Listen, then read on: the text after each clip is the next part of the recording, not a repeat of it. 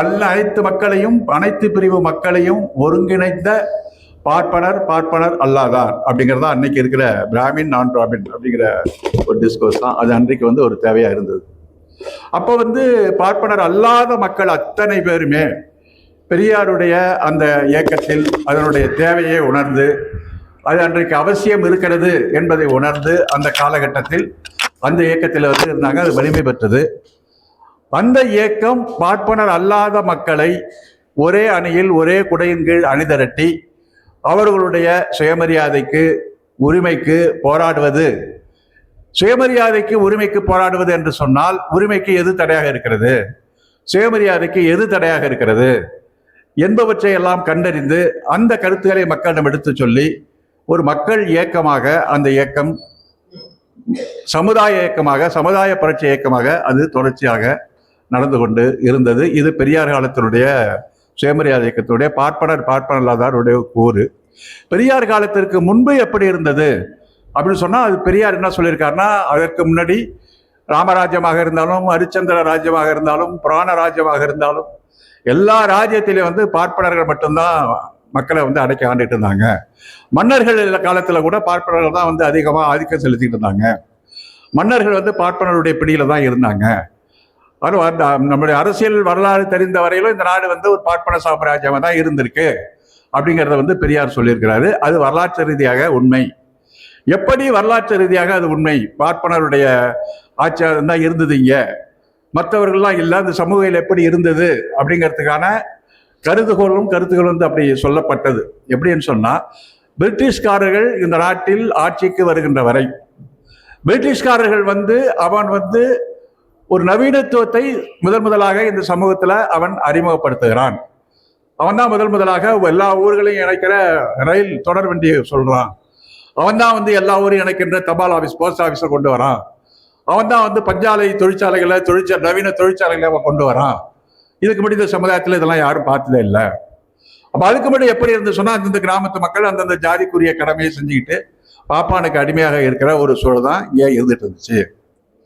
உலகத்துல இருக்கிற எல்லா நாடுகளும் சமூகத்துல பல்வேறு மாற்றங்கள்லாம் வந்திருக்கு. அப்படி உலகத்துல இருக்கிற எல்லா நாடுகள்ல இருக்கிற சமூக மாற்றம் இங்க ஏன் இல்லாம போச்சு, மாறல இங்க. இப்போ பொது உடைமை மொழியில சொல்றாங்க, ஆதி பொது உடைமை சமூகம்னு ஒண்ணு இருந்துச்சு. அந்த சமூகத்திலிருந்து நிலப்பிரபுத்துவ சமூகம், மன்னர்கள் ஆட்சி செய்கின்ற சமூகம் ஒண்ணு வந்துச்சு. அந்த மன்னர்கள் ஆட்சி செய்கின்ற சமத்துவத்தை அது மக்கள் எதிர்ப்பு காட்டி, மன்னர்களுக்கு எதிர்ப்பு காட்டி, அதுல இருந்து ஒரு முதலாளித்துவ சமூகம் அப்படிங்கிறது அடுத்த கட்டத்தை நோக்கி வந்துச்சு. அந்த முதலாளித்துவ சமூகத்துக்குள்ளேயே முரண்பாடுகள்லாம் வெடிச்சு அது அடுத்த கட்டமா சோசியலிசமா மாறும் அப்படிங்கிறதா பொது உடைமையாளர்கள் இந்த சமூகத்தை பத்தி வச்சிருக்கிற ஒரு கணிப்பா வச்சிருக்கிறாங்க. இது வரலாற்று ரீதியாக சொல்லப்பட்ட ஒரு கருத்தா இருந்துச்சு. இந்த அடிப்படையில உலகத்துல எல்லா நாடுகளிலும் பாத்தீங்கன்னு சொன்னா, இது மாதிரி இந்த ஆதி பொது உடைமை சமுதாயம், யாருக்கும் எந்த சொத்தும் கிடையாது, வீடு கிடையாது, நிலம் கிடையாது, பழங்குடி மக்களாக இருந்ததை பகிர்ந்து கொண்டு வாழ்கின்ற ஒரு காலம் இருந்துச்சு. அப்புறம் மன்னர்கள் ஆட்சி வந்தது. அப்புறம் அது நிலப்பிரபுத்துவ சமுதாயமா உலகத்துல எல்லா நாட்டிலும் இந்த மாற்றங்கள் வந்திருக்கு. அது மாதிரி முதலாளித்துவ சமூகம் வந்திருக்கு. அது மாதிரி புரட்சிகள்லாம் நடந்திருக்கு, எல்லாமே நடந்திருக்கு. ஆனால் இந்தியாவில் மட்டும், இந்த நாட்டில் மட்டும் அப்படி எந்த ஒரு மாற்றமும், அதாவது நீங்க சொல்ற நிலப்பிரபுத்துவம், நீங்க சொல்ற முதலாளித்துவம், நீங்க சொல்ற இந்த ஆதி பொது இந்த சமூக வரலாற்றினுடைய எந்த நிகழ்வு மாற்றங்களும் இந்தியாவில் நடக்கவே இல்லை. உலகத்தில் நடந்த எல்லா மாற்றங்களும் ஏன் இந்தியாவில் நடக்காம போச்சு? என்ன காரணம்? அது ஏன் நடக்கல அப்படிங்கிறத இடதுசாரி தலைவர்களே ஒத்துக்கிட்டு இருக்கிறாங்க. காரல் மார்க்ஸ் போன்றவர்களை இந்தியாவை பற்றி எழுதுகிற போது உலகத்தில் நடந்த இந்த மாற்றங்கள் இந்தியாவில் நடக்காம, இந்தியாவில் மட்டும் சமூகம் ஒரு தேக்கமடைந்த சமூகமாக இருந்துருச்சு, ஸ்டாக்னன்ட் சொசைட்டியாக இருந்துருச்சு. இங்க மன்னர்கள் ஆட்சி நடந்தாலும் எந்த ஆட்சி நடந்தாலும் பார்ப்பனருடைய ஆட்சி மாதிரி தான் இங்க இருந்ததுங்கிறது அவர் சொல்லல. ஆனா தேக்கமடைந்த சமுதாயமா இருந்துச்சுன்னு சொல்றாரு. ஏன் தேக்கமடைந்த சமுதாயமா இருந்தது அப்படிங்கிறதுக்கு பல மூட நம்பிக்கைகள்லாம் இங்க இருந்திருக்கு அப்படிங்கிறதெல்லாம் ஒரு காரணங்களை அவர் சொல்றாரு. பட் ஆக்சுவலா ஏன் அது தேக்கமடைந்த சமுதாயம் இருக்கா, இந்த சமூகத்தை அடுத்த கட்ட வளர்ச்சியை நோக்கி செல்ல விடாமல் தடுத்தது அப்படின்னு சொன்னா, இந்த பார்ப்பனியம் அப்படிங்கிற ஒரு கருத்தோட்டம், சிந்தனை சமூகத்தில் திணிக்கப்பட்ட காரணத்தால்தான் அது ஒரு ஸ்டாக்னன்ட் சொசைட்டியா இருந்துச்சு. தேக்கமுற்ற எந்த மாற்றமும் இங்கே இல்லை. அது கம்யூனிஸ்ட் கட்சிக்காரங்க சொல்லுவாங்க, அவங்களுடைய முறையில உற்பத்தி உறவு முறைன்னு ஒண்ணு இருக்கு. அதுல இந்த உற்பத்தி உறவு முறை மாறுகின்ற போது அது அந்த உற்பத்தி உறவு முறை வந்து முதலாளிக்கு சாதகமாக இருந்தால் முதலாளி சமூகம், நிலப்பரப்புகளுக்கு சாதகமாக இருந்தால் நிலப்பரப்பு சமூகம் அப்படின்னு சொல்றப்ப அது பார்ப்பனர்களுக்கு சாதகமான ஒரு சமூகமாக இருந்த காரணத்தினால பெரியாரியல் தோழர்கள்லாம் அது வந்து பார்ப்பனிய உற்பத்தி முறை அப்படின்னு அதுக்கு வந்து ஒரு கருதுகோள் கொடுத்தாங்க. அது பார்ப்பனிய உற்பத்தி முறையா இருந்ததுனாலதான் தேக்கமுற்ற சமுதாயம்னு கார்ல் மார்க்ஸ் அவர் சொன்னார். அப்ப பிரிட்டிஷ்காரன் வந்ததுக்கு அப்புறம் அவன் கொண்டு வந்த நவீனத்துவத்துடைய அறிமுகம், அவன் தான் பள்ளி கல்வியை ஃபர்ஸ்ட் கொண்டு வரான். அதுக்கு முன்னாடி பள்ளிக்கூடமே கிடையாது. அவன் தான் மாற்றங்கள்லாம் கொண்டு வரப்ப இந்த ஏற்கனவே இருக்கிற தேங்கி போய் இருக்கிற அந்த சமூகம் பார்ப்பனிய சமூகத்துக்கு வந்து ஒரு ஆற்றத்தை காட்டுது, கலகலப்பை உண்டாக்குது. அந்த கலகலப்பாக சமூகத்தில் ஒரு தேக்கம் உடையிற ஒரு காலகட்டத்தில் அந்த வரலாற்று தேவைகள் அடிப்படையில் என்ன வருதுன்னு சொன்னால், ஒரு பக்கம் வந்து சுயமரியாதை இயக்கம், பெரியார் இயக்கம், நீதி கட்சி, இதெல்லாம் வந்து பார்ப்பது அந்த காலகட்டத்தில் வருது. அப்போ என்ன அவருடைய இண்டிகேஷன் என்னன்னு சொன்னால், ஏற்கனவே இருக்கிற தேக்கம் சேகரேட் அப்படிங்கிறது ஆட்டம் காண ஆரம்பிச்சிருச்சு, அதில் ஓட்டம் விழுந்துருச்சு. ஸோ அதன் காரணமாகத்தான் இந்த தேக்கம் உடஞ்சி இந்த மாற்றங்கள் வருது. மாற்றங்கள் வந்தப்போ ஒரு பக்கம் சுதந்திரத்துக்கான ஒரு போராட்டம் சொல்றாங்க, இன்னொரு பக்கம் ஆர்எஸ்எஸ்ங்கிற பார்ப்பனை சித்தாந்தம் வருது, இன்னொரு பக்கம் வந்து பெரியாருடைய சுயமரியாதை இயக்கம் வருது. எல்லாமே இந்த தேக்கம் உடையதுக்கு அப்புறம் தான் வருது. அதுக்கு முன்னாடி முழுக்க முழுக்க ஒரு பார்ப்பனிய உற்பத்தி முறை. ஏன்னா மன்னர்களுக்கு வந்து ஆட்சி செஞ்சான், மண்ணை சம்பாதிச்சது பிறகு போருக்கு செலவு பண்ணான், கோயில் கட்டத்துக்கு செலவு பண்ணான், பாப்பானுக்கு வந்து அழுது விடுஞ்சான், பாப்பானுக்கு நிலங்களை ஒதுக்கலாம், இதுக்கு மட்டும் வேதங்களை பரப்பினான். இது மாதிரி சமூகத்தினுடைய வளர்ச்சி போக்குக்கு எல்லாமே பார்ப்பனியத்துக்கே செலவு பண்ண கட்டத்தால இந்த உற்பத்தி முறை முழுக்க முழுக்க அவனுக்கு சாதகமா இருந்த ஒரு விஷயம் அப்படிங்கிறதால அது உடஞ்சதுக்கிறதால பார்ப்பனர் அல்லாத இயக்கத்துக்கு ஒரு எழுச்சி இருந்துச்சு வந்துச்சு. பார்ப்பனர் அல்லாதார் இயக்கம்ங்கிறது வந்து நீதி கட்சி, இப்போ சுயமரியாதை இயக்கம். நீதி கட்சி ஒரு அரசியல் கட்சி, ஆனால் சுயமரியாதை இயக்கம் வந்து ஒரு அரசியலில் ஈடுபடாத ஒரு கட்சி. அப்புறம் வந்து திராவிடர் கழகமாக அது மாற்றப்பட்டு தொடர்ச்சியாக இந்த பார்ப்பனர் அல்லாதார் இயக்கத்தோடைய ஒரு போராட்டம் வந்து தொடர்ச்சியாக மண்ணில் நடந்து பல்வேறு சமூக மாற்றங்களை வந்து நம்ம சந்திச்சுட்டே வந்திருக்கிறோம். சந்திச்சுட்டு வந்ததுக்கப்புறம் சுதந்திர தினம் வருது. சுதந்திரம் வந்ததுக்கப்புறம் அரசியலில் ஒரு மாற்றம் வருது. அரசியல் மாற்றங்கள் வந்ததற்கு பிறகு நம்ம வந்து என்ன மாற்றங்கள் நம்ம நாட்டில் ஏற்பட்டுச்சு அப்படிங்கிறத நம்ம பார்த்தோம்னு சொன்னால், எல்லோரும் சட்டத்தின் முன் சமம் அப்படின்னு சட்டத்தில் எழுதி வச்சாங்க. அம்பேத்கர் என்ன சொன்னார்னா, அந்த சட்டத்தை நான் அறிமுகப்படுத்துறதுக்கு முன்னாடி இந்த சமூகத்தில் இருக்கிற ஜாதி பிரச்சனை, ஏற்றத்தாழ்வு, முரண்பாடுகள் இருக்கு, இதெல்லாம் வந்து சரி செஞ்சாதான் இந்த சட்டமே வந்து மக்களுக்கு சரியான ஒரு டைரக்ஷனாக இருக்கணும்னு சொல்லி ஒரு முன் நிபந்தனை சட்டத்தை கொண்டு வர்றாரு. அப்போ அப்படிப்பட்ட ஒரு காலத்தில் வந்து நம்ம வந்து எல்லாம் அதுக்கு முன்னாடி வந்து சிட்டிசன் கிடையாது. இந்தியாவில் ஒரு அரசியல் சட்டம் வந்ததுக்கு அப்புறம் தான் நமக்கு வந்து ஒரு குடிமகன் அப்படிங்கிற ஒரு அடையாளம் கிடைக்குது. சிட்டிசன்கிற அடையாளம் தான் கிடைக்குது. சிட்டிசன்கிற அடையாளம் என்ன சொல்லுது அப்படின்னு சொன்னால், சிட்டிசன்கிற அடையாளத்துக்கு எந்த மதம் அடையாளம் கிடையாது. அது இப்போ நீங்கள் பாஸ்போர்ட் வாங்கினா சிட்டிசன் தான், ரேஷன் கார்டு வாங்கினா சிட்டிசன் தான், ஆதார் வாங்கினா அதில் சிட்டிசன் தான். அதில் வந்து உங்கள் ரிலீஜியஸுக்கோ கேஸ்டுக்கோ எந்த அடையாளமும் கிடையாது. உலகத்தில் எல்லா நாடுகளும் சிட்டிசன் தான் இருக்கான், சிவில் சொசைட்டி தான் இருக்குது. ஆனால் இங்கே சிட்டிசன் அப்படிங்கிறது அரசியல் சட்டம் நமக்கு சொன்னாலும், சிட்டிசனை கீழே அமுக்கிட்டு அதுக்கு மேலே வந்து வர்ணம், ஜாதி அப்படிங்கிற அடையாளம், இந்த சிட்டிசனை வந்து அமுக்கிட்டு மேலே வந்து அது வந்துருச்சு. எல்லா சிட்டிசனும் சமம், ஓகே. ஆனால் எல்லா மக்களும் இங்கே சமமாக இருக்காங்களா? இல்லை. என்ன இல்லை, அது ஒரு காஸ்ட் சிஸ்டம், ஏற்றத்தாழ்வு அப்படிங்கிறது அதிகமாக இருக்குது. இப்போ என்ன சொல்கிறாங்கன்னு சொன்னால், வர்ணாசிரம தர்மம் அப்படிங்கிற ஒரு கான்செப்ட் தான் ஆரம்பத்தில் இருந்துச்சு. தொழில் அடிப்படையில் அது பிரிக்கப்பட்டது. இப்போ கூட ஒருத்தர் விஜில் அமைப்பில் வந்து ஒருத்தர் பேசியிருக்கிறார், வர்ணாசிரம தர்மம் அப்படிங்கிறத பற்றியெல்லாம் பேசுகிறப்ப, அந்த காலத்தில் வந்து வர்ணாசிரம தர்மத்தில் வந்து குருகுலம் நடத்தப்பட்ட காலத்தில் பிராமணன், வைசியன், சத்திரன், சூத்திரங்கிற வேறுபாடுலாம் கிடையாது. ஆனால் வாத்தியார் வந்து பிராமணராக இருப்பார், ஆனால் வேறுபாடு கிடையாது. வேதத்தை அங்கே சொல்லி கொடுப்பாங்க. வேதத்தில் சொல்லி கொடுக்கறதுல யார் நல்லா வேதம் படித்தானோ அவன் பிராமணன், அதுக்கு குறைச்சி படித்தவன் சத்திரியன், அதுக்கு குறைச்சி படித்தவன் வைசியன். அது வர நிறுத்திட்டான். சூத்திரங்கிறது அந்த கேட்டகரிக்கே போகல.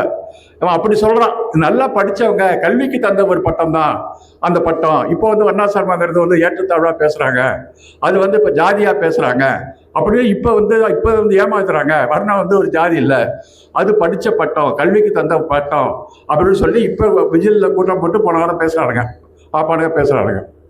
அது உண்மையிலேயே அதுக்கு வாத்தியார் யாருன்னு சொன்னால், வாத்தியார் வந்து ஒரு பிராமணர் தான். அந்த வாத்தியாரா இருக்கிற பிராமணர் எந்த ஸ்கூல்ல படிச்சு அந்த பிராமணர் பட்டத்தை வாங்கினாரு அப்படிங்கிற ஒரு கேள்வி இருக்குல்ல, அந்த கேள்விக்கு அவன் பதில் சொல்லணும்ல. அது பிறப்பின் அடிப்படையில் தான் நியமிச்சிங்க வாத்தியாரா. வாத்தியார்கள் வந்து பிறப்பின் அடிப்படையில் நிர்ணயிச்ச நீங்க யார் சத்திரியன், வைசியன், சூத்திரன் அப்படிங்கிற கேட்டகரி இருந்தது உண்மைதான். பாப்பானுக்குள்ளேயே சத்திரியன் இருந்தான், பாப்பானுக்குள்ளே வைசியன் இருந்தான். ஆனால் சூத்திரங்கிறதுக்கு வந்து அந்த ஒதுக்கி வைக்கப்பட்டவன் சமூகத்தில் அவன் சேரவே இல்லை. ஆனால் இந்த நிலைமை எப்படி மாறுனுச்சு அப்படின்னு சொன்னீங்கன்னா, வாத்தியாரா பாப்பானா வாத்தியாரா கொடுக்குற இந்த பட்டம் வந்து திடீர்னு பாப்பா என்ன பண்ணான்னா அப்பாவுக்கு எடுத்து டிரான்ஸ்ஃபர் பண்ணுறான். தந்தைக்கு அந்த அதிகாரம் மாறுது. இப்ப பாப்பா தந்தைக்கு வந்து அது அதிகாரம் மாறுதுங்கிறப்ப அவன் வந்து தன்னுடைய பிறப்புரிமை பையனுக்கு பேரனுக்கு எல்லாம் தான் பிராமணர்கள் அப்படின்னு அவன் எக்ஸ்க்ளூட் பண்ணிட்டு தன்னை வந்து உருவாக்கிட்டான். அப்ப வர்ணம் எப்படி ஜாதியா மாறுனுச்சு? அதுக்கு அம்பேத்கர் என்ன சொல்றாருன்னு சொன்னா, அந்த காலத்துல எல்லா வர்ணத்துக்குள்ளேயும் திருமணம் நடக்கல. திருமணங்கிறது ஒரு ஃப்ரீயா தான் நடந்துச்சு. யார் வேணாலும் யாரும் கல்யாணம் பண்ணிக்கலாம், ஒரு கலப்பு நடக்கிறது வாய்ப்பு இருந்துச்சு. அப்ப 2 வர்ணத்துக்குள்ள கலப்பு பண்ணி ஒரு குழந்தை பத்திட்டானா அவனை எந்த வர்ணத்துல நீங்க வைப்பீங்க? வைக்க முடியாது. அப்ப அந்த இடத்துல தான் அது ஒரு ஜாதிங்கிற ஒரு கேட்டகரியா அது மாறுது. வர்ணங்கிறது ஒரு ஜாதி கேட்டகரியா மாறுது. அப்படிங்கிற பொசிஷனுக்கு அவர் வந்தார். இப்ப என்ன நான் சொல்ல வரேன்னு சொன்னா, வர்ணாசிரம தர்மங்கிறது இன்னைக்கு வந்து மாறி போயிருக்கு கலகலத்திற்கு. வர்ணாசிரம தர்மத்துல யார் யாரு எந்தெந்த தொழிலை செய்யணும், எந்தெந்த ஜாதி அப்படின்னு அவன் நிர்ணயிச்சது இன்னைக்கு உடஞ்சு போயிடுச்சு. இன்னைக்கு அந்தந்த வர்ணத்தில் இருக்கிறதா அந்த ஜாதியை செய்யணுங்கிறது மாறி போய் வர்ணத்தை உடைச்சி எல்லா வேலையும் எல்லாரும் மாறி போயிட்டான். சத்திரியர்கள் சத்திரியர்கள் வந்து மன்னர்களாக இருந்தால் ஆட்சி செஞ்சாங்க அப்படிங்கிறது இல்லை. வியாபாரம் பண்றவங்க தான் வைசியர்கள் அப்படிங்கிறதா இல்லை. இன்னைக்கு வியாபாரம் பண்றவன் சூத்திரனும் வியாபாரம் பண்றான், பாப்பான வியாபாரம் பண்றான், எல்லாருமே இன்னைக்கு வியாபாரம் பண்றான். எல்லாமே ஒரு ஜாதியா உடஞ்சிருச்சு. ஜாதியை நம்ம பேசுறோம் இல்லையா? கரெக்டு. இப்ப எல்லாம் ஜாதியா பேசுறோம் இந்த காலத்துல.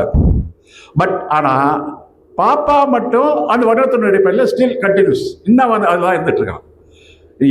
ஒரு விஷயம் சொன்னீங்கன்னா, அவனை பிராமின் அப்படிங்கிற ஒரு கேட்டகரியில தான் ஐயரா இருந்தாலும், ஐயங்காரா இருந்தாலும், சாஸ்திரியா இருந்தாலும், சர்மாவா இருந்தாலும், இன்றைக்கும் அந்த பிராமன் அப்படிங்கிற அந்த வர்ணத்தினுடைய அடையாளத்தின் கீழே தான் ஐயர், ஐயங்கார், சாஸ்திரி வந்துட்டு.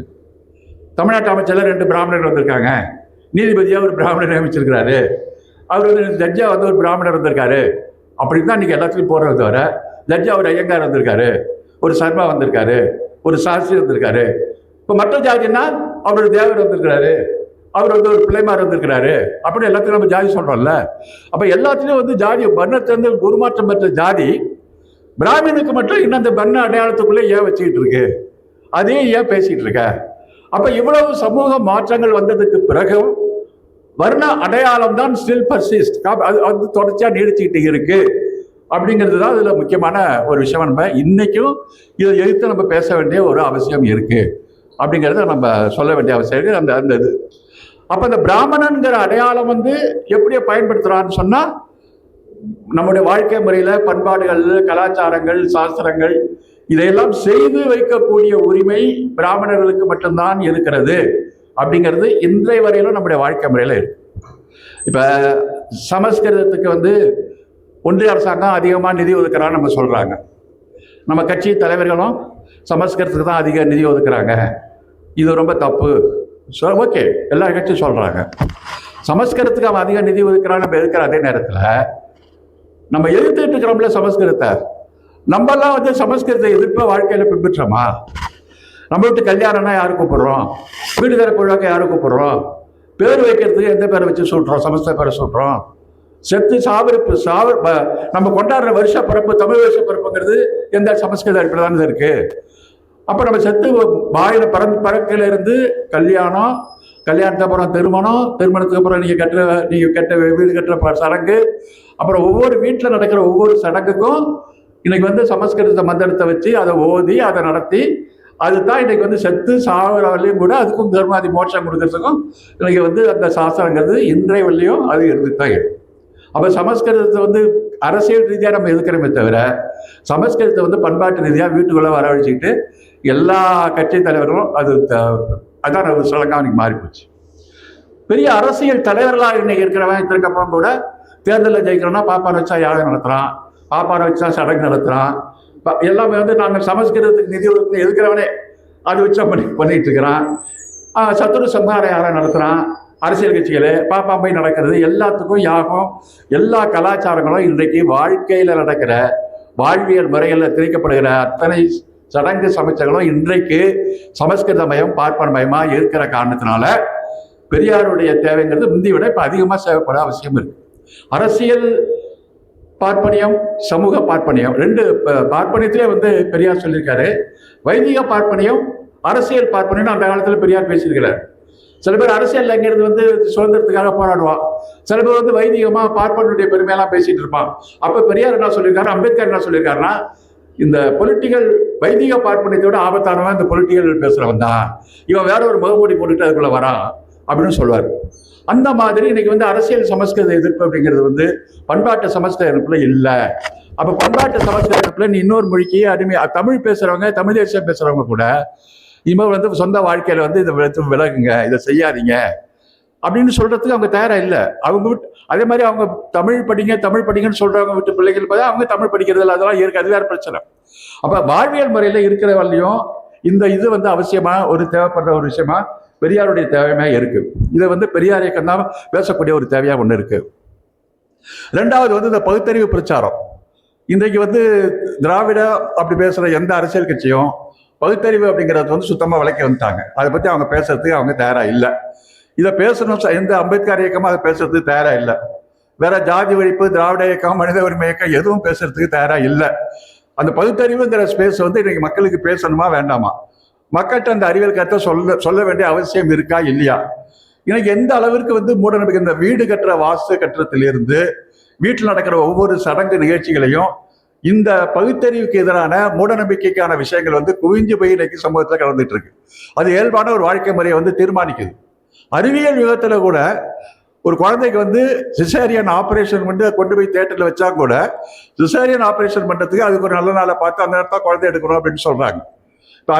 அறிவியல் விஷயத்திலேயே வந்து மூட நம்பிக்கை தான் இன்னைக்கு வந்த விஷயமா இருக்கு. காரு வாங்குறாங்கன்னு சொன்னா அந்த காரை வாங்கிட்டு போய் அந்த முனீஸ்வரன் கோயிலில் வச்சு அதுக்கு எலுமிச்சம்பழத்தை தாட்டி அந்த காரை வந்து எடுத்தாதான் உண்மையான காரு வந்திருக்கு அப்படின்னு சொல்லி அதை வந்து நம்பிட்டு இருக்காங்க. இன்னைக்கு மோட்டர் பைக் வாங்குறவர்லேருந்து கார் வாங்குறவர்களையும், காரில் வந்து லோன் வாங்குறவங்க கூட அதில் அந்த மூட நம்பிக்கை எடுத்து எலுமிச்சம்பழத்து மேலே காரை ஓட்டி தான் கொண்டு போகிறான். இப்போ ஓட்டுநர்களாக இருந்தால் கூட ஓட்டுநர்கள் தண்ணி போட்டு கார் ஓட்டுறா கூட ஏற்றி ஒன்று கும்பிடு போட்டு தான் வண்டியை ஓட்டுறேன், அப்படிதான் இருக்கு. வாழ்க்கையில் வந்து சகல அம்சங்களையும் படித்தவர்கள்ட்ட எனக்கு ரொம்ப அதிக அளவுக்கு மூட நம்பிக்கைகள் இருக்கு. பெண்கள்கிட்ட ரொம்ப அதிகமாக இருக்கு குடும்பத்தில் மூட நம்பிக்கைகள். எந்த நல்ல நேரம் பார்க்கறது, எல்லாத்துக்கும் நேரம் காலம் பார்க்குற ஒரு மூட நம்பிக்கை இருக்கு. இந்த மூட நம்பிக்கைக்கு எதிர்ப்பாக ஒரு அறிவியல் பகுத்தறிவு பிரச்சாரம் நாட்டுக்கு தேவையா இருக்கா இல்லையா? இப்ப இந்த பெரியார் இயக்கங்கிறது ஒண்ணு இல்லை அப்படின்னு சொன்னா இதை பேசுறதுக்கு வேற ஏதாவது ஒரு இயக்கம் இங்க இந்த நாட்டில் இருக்கா? ஏதாவது ஒரு இயக்கம், புரட்சிகர இயக்கத்திலிருந்து கேட்கிறேன், அவங்க பேச தயாரா இருக்காங்களா? ஆக இந்த பகுத்தறிவு இயக்கத்தை பேசுவதற்கு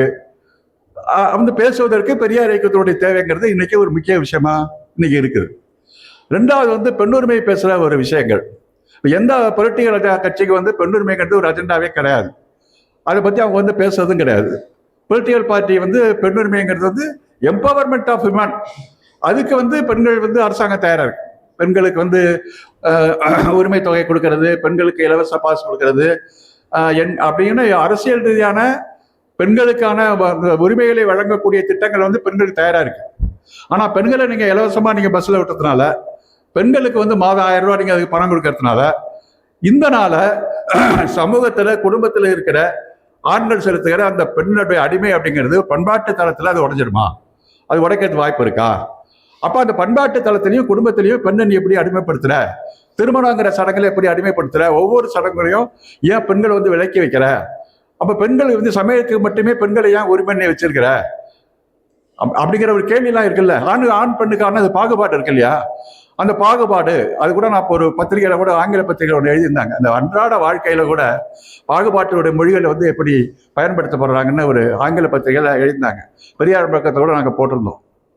அது சில உதாரணங்கள்லாம் எடுத்து காட்டுறாங்க. அது இங்கே வந்தீங்கன்னா பெண்களுக்கு வந்து இப்போ நீங்கள் ரொம்ப கஷ்டப்பட்டு வேலை செய்கிற அப்படின்னு ஒரு ஆண்கள் கேட்கறது, அவங்களுக்கு வந்து பேசுறதுங்கிறதே ஒரு ஆணாதிக்கனுடைய மொழி தான். அவங்க எந்த தொழிலையும் குடும்பத்தினையும் பங்கெடுத்துக்காம நீ கஷ்டப்பட்டு வேலை செய்யறதுன்னு சொல்றதும், ஒரு ஆஃபீஸில் வந்து ஒரு பொண்ணு வந்து வந்தாங்க அப்படின்னு சொன்னு கணவனை வேலைக்கு போயிட்டு வந்தோடனே கணவன் மனைவி பார்த்து கேட்குற வரை நைட்டுக்கு என்ன சாப்பாடு செய்ய போற அப்படிங்கிற கேள்வி தான் அவர் கேட்பாரு. இவர் வந்து பண்ண மாட்டாரு. நான் உதவி செய்யற பெண்களுக்கு உதவிங்க அப்படிங்கிறது வந்து உதவி அப்படிங்கிறது வந்து அந்த அர்த்தத்தில் சொல்லப்படல. அதுக்கு ஒரு பின்னாடி ஒரு பாலிடிக்ஸ் இருக்கு.